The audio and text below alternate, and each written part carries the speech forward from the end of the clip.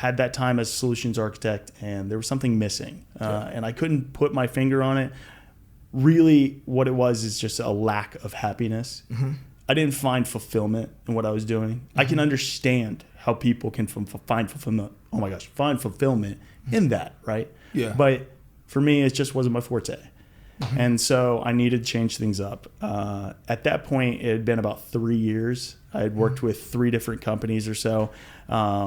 And my data skills were very rusty. Okay. So at this point, I was almost starting out kind of with nothing, right? Clean slate.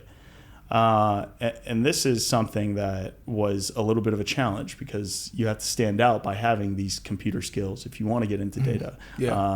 And you can't just simply say, well, I'm smart. I can do it. I'll figure it out, right? You can't do that. So how do you do it, right? You can take classes. There's plenty of boot camps out there. You know, Georgia Tech has a great one that's offered that's 10 weeks of just coding. And people use that to be able to segue themselves into a position right here in the Atlanta area. But for me, I wanted to find something that may be able to cut costs because at that point I was kind of tight on money. I didn't really want to push myself, at least yet, to get into a master's or some type of graduate degree.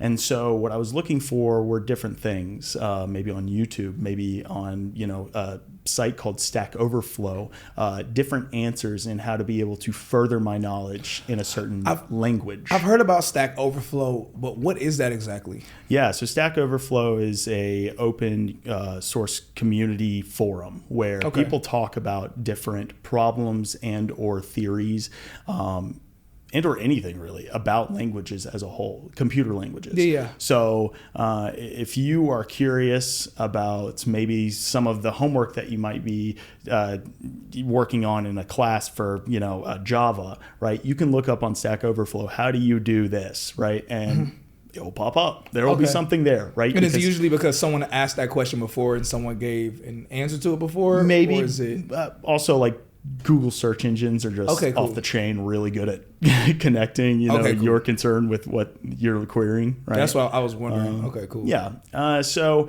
for the most part, what I was doing is I was using YouTube.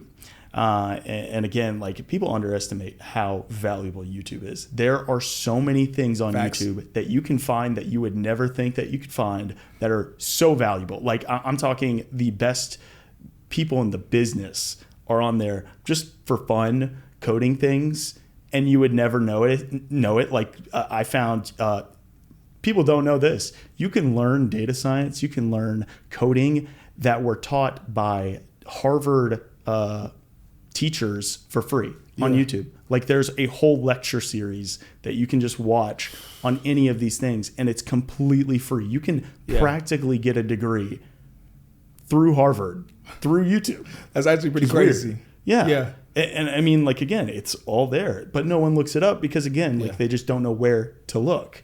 And so what I was doing is I was deep diving into that. But at the same time, I knew that one of the hardest things about, one of the most beautiful things, actually, and one of the most hard things about coding is that you've probably heard this. You don't need a degree to be good at coding. You don't need a degree to get into coding.